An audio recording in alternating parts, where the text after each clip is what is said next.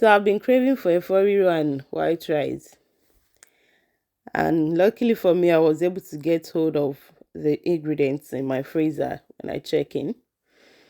That is my palm oil and the onions on the fire. So I fry that, then I put in iru, fry that also with the onions for like 3 minutes to release some flavor, because the flavor that will bring into your eforiro is different, as in very, very different. You will really enjoy it. And I fried that for 3 minutes, put in the pepper mix. Then the pepper mix is a mixture of scotch bonnet pepper, bell pepper, a lot of onions. Then I'll cover that to cook for 5 minutes. Then after 5 minutes, I'll come back, put in my seasoning, which is Maggi and salt.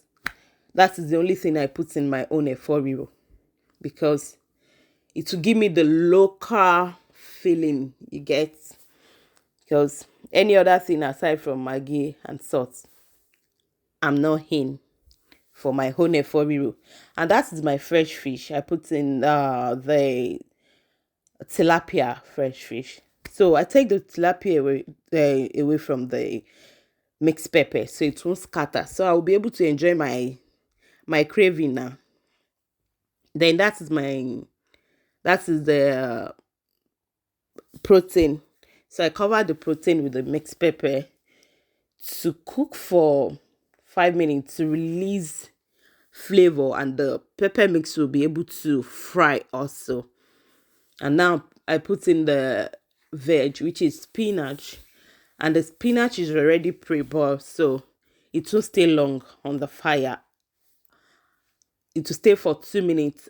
Then after 2 minutes, after stir 2 minutes, I put back the tilapia fish, and that stay for 2 minutes with the eforiro, and that's all.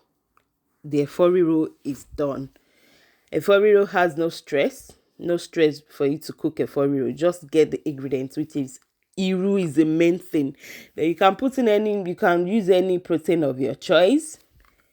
If you like, you can put fish. If you like, you might not put fish, but this is how I really enjoy my eforiro with white rice.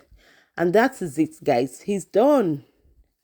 Look at the face, so nice, and the taste is out of this world. That is my white rice beside the eforiro. I hope you enjoy my video. Anyway, this is my first voiceover, and I hope you're enjoying it. Thanks for watching. See you later.